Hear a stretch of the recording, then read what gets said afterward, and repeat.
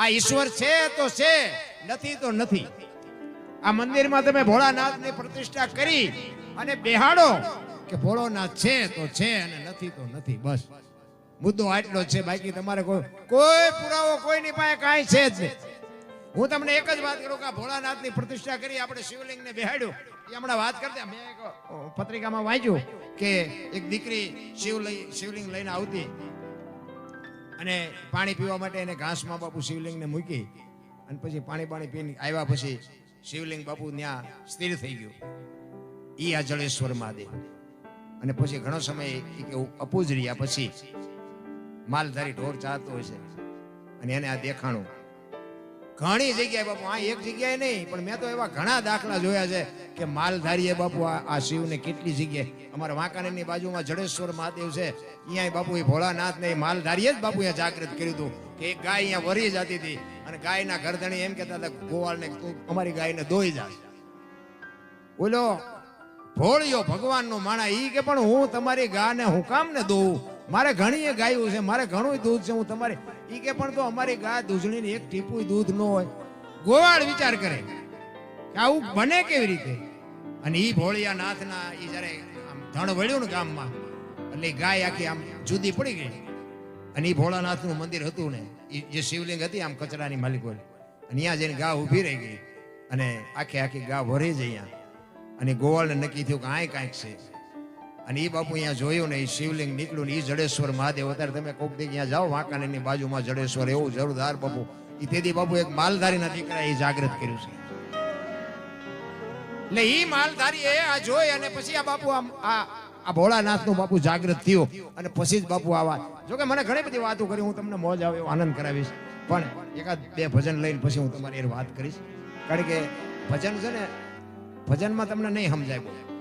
એટલે મને બધા બોલાવે છે ને એનું કારણ જ એ છે, હું આ બોલું છું ને એ સીધે સીધું લાગે છે, આ ઓનલાઈન છે એટલે મને બધા બોલાવે છે. પણ સાચું ખોટું મારો રામ જાણે હો.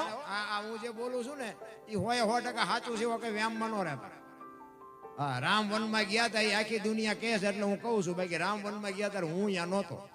હા, ફોન ન કરતા. હા, આ તો એના આધારે જીવવાની વાત છે ભાઈ. હા, રામ થઈ ગયા કે ન થયા હોય એ મારો રામ જાણે. કૃષ્ણ આવ્યો હોય કે ન આવ્યો હોય મારો રામ જાણે. બાકી આ બધા આનંદ કરે છે એટલે આપણે આનંદ કરવાનો.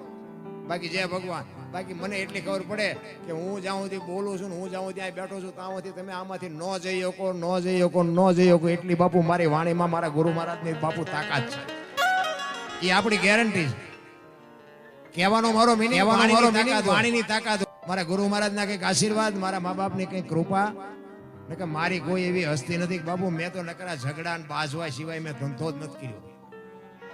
ખટારાનો ડ્રાઈવર અને નકરું બાજવાનું જ કર્યું હતું. અમે 4 ભાઈ હતા, એમાં હું સૌથી નાનો હતો.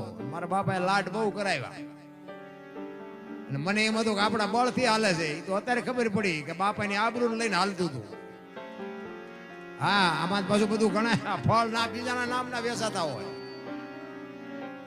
પણ નકરા માર્યા છે એવું નથી હો. મેં મારે ધરીને ખાતો છે. હા, આપણે નકરા કે માર્યા છે એવું છે, મારે ખાવો પડે તો જ ખબર પડે ને કે મારમાં જેવી ભી પડે. અનુભવ તો બધા હોવા જ જોઈએ. એટલે તમે કોઈ અનુભવ ન કરતા. અને કારણ કે હવે છે ને સમય ભણવાનો છે, બાજવાનો નથી. ભણી ગણીને બાપુ એજ્યુકેટર થાવ. તમારો દીકરો ડીએસપી હોય, તમારો દીકરો એએસઆઈ હોય, તમારો દીકરો બાપુ કલેક્ટર હોય ને તો દુનિયા તમારી પાસે આવીને તમારી વાંહે ફરશે.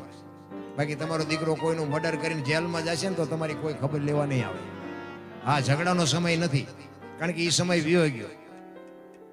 અત્યારે સમય એજ્યુકેટર બહુ. અને હું તો એમ કહું હાથ જેટલા બને ને એટલા હાથ જોડજો. એમાં આપણે કાંઈ નથી નાના બાપના થઈ જતા. બાકી ઝઘડાનું મૂળ તો બાપુ વાવતા જ નહીં. આ રામાયણ ને મહાભારત બે છે ને મહાપુરુષોએ બનાવ્યા. રામાયણ કે જેને જોતું હોય લઈ જાઓ, એમાં કાંઈ ઘટ્યું નહીં. મહાભારત કે કોઈને કાંઈ દેવું નથી, એમાં કાંઈ વધ્યું નહીં. આ નજરની સામે દાખલા. હા, મહાભારતના બાપુ કેવા પાત્રો તમે જો. મહાપુરુષો તો એમ કે છે કે એક હાથમાં 10 હાથીનું ભુજાબળ હતું, પણ ઉપયોગ શેમાં કર્યો? ભાઈઓને મારવા. અને છેલ્લે તમે વિચાર કરો, કૃષ્ણ પરમાત્મા જેના પક્ષમાં હતા, પાંડવના પક્ષમાં, એ પાંડવ જીત્યા, હસ્તિનાપુરની ગાદી મળી. પણ એ હવાજ કેવો લાગ્યો? એ કે હાલો હવે હેમાળે હાડ ગાળો. બાપુ હસ્તિનાપુરની ગાદી એમને નો હંગરા. એક ધર્મરાજા જેવો ધર્મરાજા પોતાના હકને લડવા માટે પોતાનો પ્રાણ ખોયા પછી આ 5 ફૂટ જગ્યા ન મળી બાપુ શું કર્મની ગતિ છે. હિમાલય હાડ ગાળવા જવું પડ્યું ધર્મરાજાને. તમારી ને મારી શું ઓકાત છે? ઝઘડામાં બાપુ મારો તોય ફાયદો નથી ને માર ખાવ તોય ફાયદો નથી. જેટલું થાય એટલું જાતું કરી દો. મારો નાથ તાણે ઘણું કરીને તમને આપશે. હું તો એ જ મતનો માણા. કારણ કે અમુક અત્યારે અમને જરાક મોઢામાં લાકડા ખાલી બોલાવે પણ છતાંય અમારે આમ બાપુ વજન રાખવો પડે કે બેટા તમે થોડાક મોડા ભેગા થયા, નકર 4 નો હિસાબ કરી નાખ્યો હોય. આ સુધર્યા પછી દુનિયા લોહી પીવે છે. ઝઘડાનું બાપુ કોઈ મતલબ જ નથી.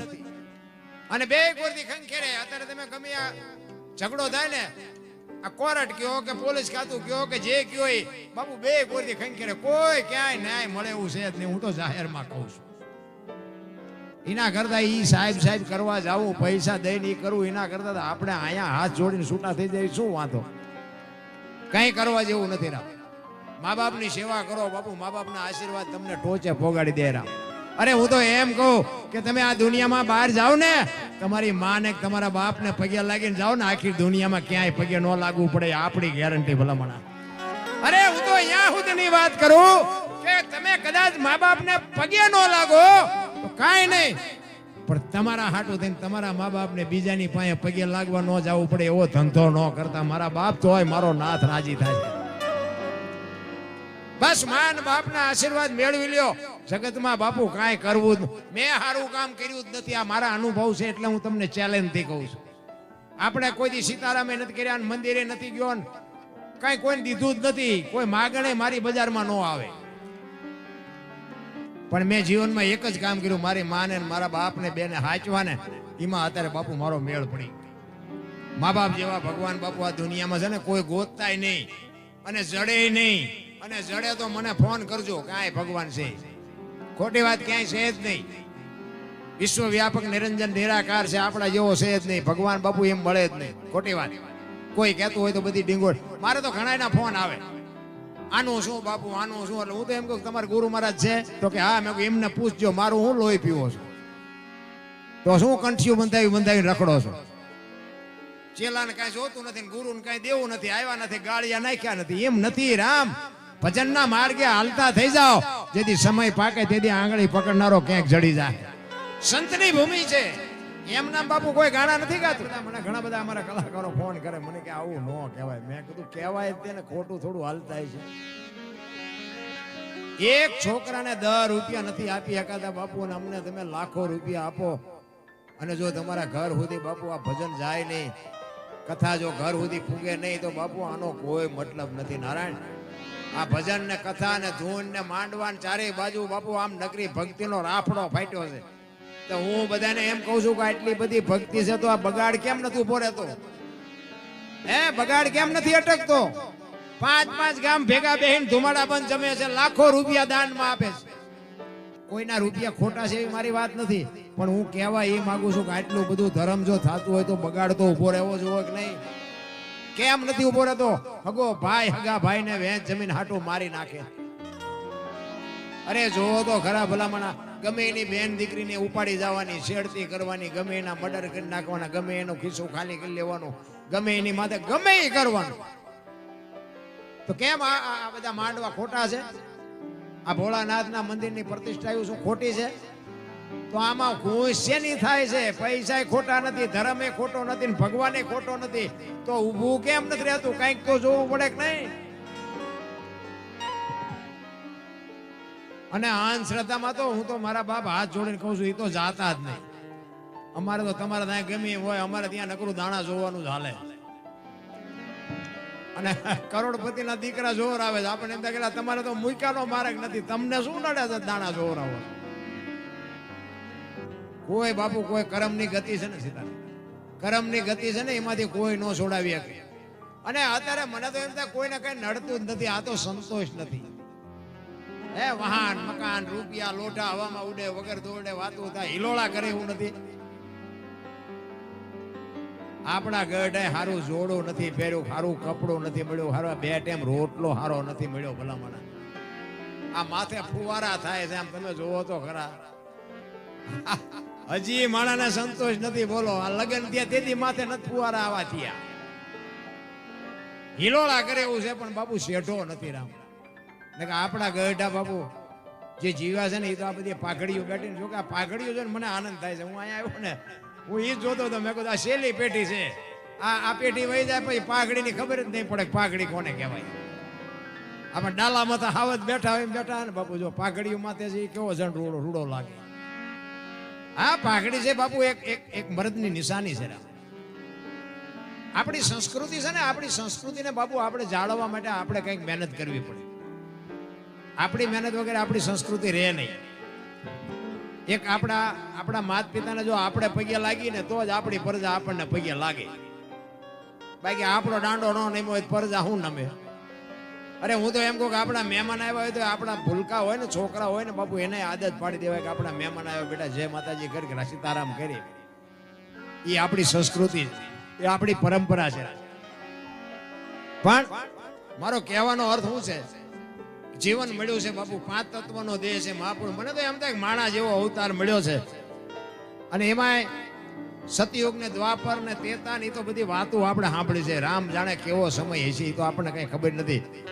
પણ મને એમ થાય કે અત્યારે ભલે દુનિયા કહેતી હોય કળિયુગ છે, અત્યારે ઘટે છે હું એ મને કહો.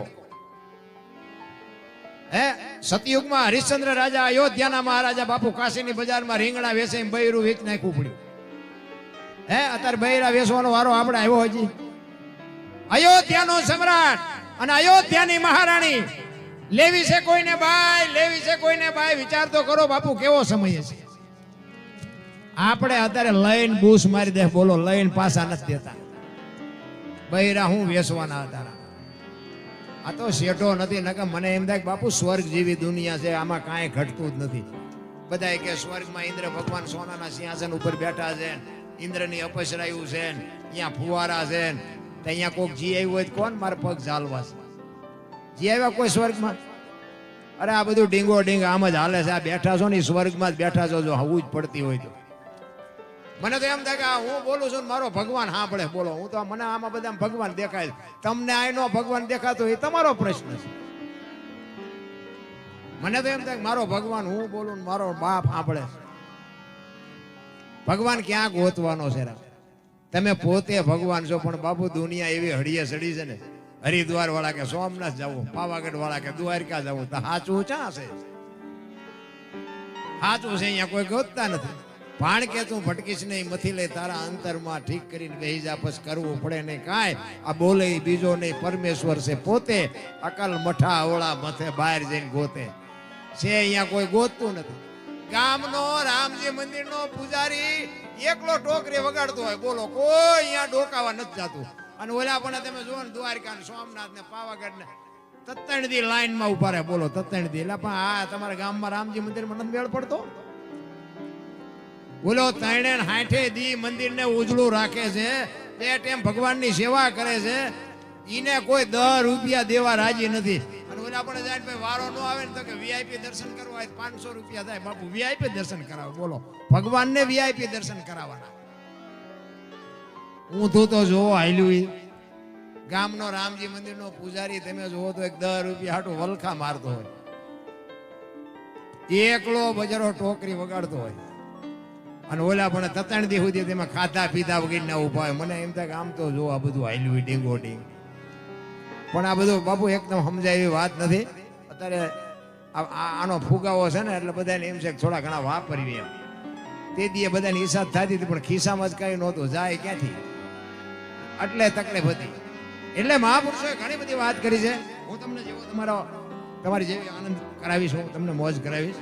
પણ આમાં કેવું છે કે મારી થોડીક તબિયત નરમ હતી ને, જોકે એક બે કલાકાર એટલે વાંધો નહીં આવે.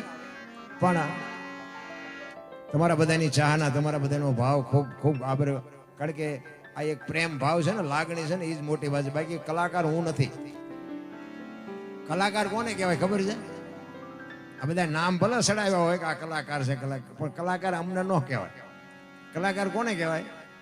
મા બાપ વગરનું કોઈક છોકરું હોય અને કોઈ એનો ધણી ન હોય ને પછી આપણને દયા આવે કે આનું કોઈ નથી, હાલો ને આપણે બધાને રાખીને ખવડાવી પીવડાવીને મોટો કરી.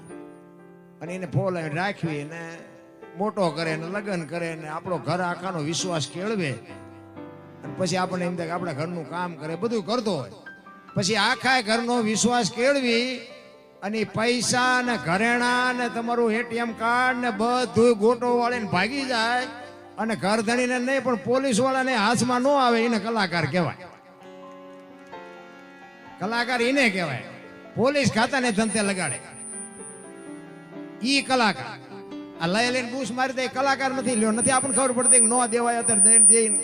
મને એક બાપુએ કીધેલું, એક સાધુ હતા ને, મને કે દરબાર તમે પૈસા કોઈ ન આપો. મેં કીધું કેમ? મને કે દેશો પાછા નહીં આવે. મેં કીધું એવું થોડું હોય તો મને કે દેજો, હું તો તમને ખાલી ટકોર કરું. જો આ સંતની ભાષા શું હોઈ શકે એટલે આપણે હખણાત ન રહે ને. મેં બાપુએ ભલે ના પડે પણ આપણે અખતરો કરવો. પછી આપણને જાણ થયા પછી તો આપણે એવો માણા હોય એને જ આપીએ ને કે આ માણા પાસેથી તો આપણા પૈસા ખોટા ન થાય, અહીંથી તો પાછા આવે જ. એવા મેં 7 જગ્યાએ આપ્યા ને હાથે હાથે બૂસ માર્યા. 7 જગ્યાએ હો, 1 2 જાય નહીં પણ 7 જગ્યાએ આપ્યા છે અને હાથે બૂસ માર્યા છે. અને આ માર્ગે ચડ્યા પછીની વાત છે. નકર બાકી હું ખટારો હાંકતો હતો, ખટારો ડ્રાઈવર હતો. તેથી કોકના પૈસા હું કટાવી દેતો હતો ને અત્યારે મારા બૂસ માર્યા. આ ઈ દુનિયા છે. ફોરમ હોય ફટકેલી એને ચૂલે ચડવું પડે, પછી આવડ હોય અલબેલી એને કોઈ નો પૂછે કાગડા. આ દુનિયામાં તમારું નામ થાય ને એટલે આ દુનિયા તમારી હાથીની અંબાડીએ ચડાવે, પણ જરાક ભૂલ થઈ જાય ને તો આ દુનિયા તમને ગધાડે ચડાવે. કોઈ ભરોસો નથી રામ.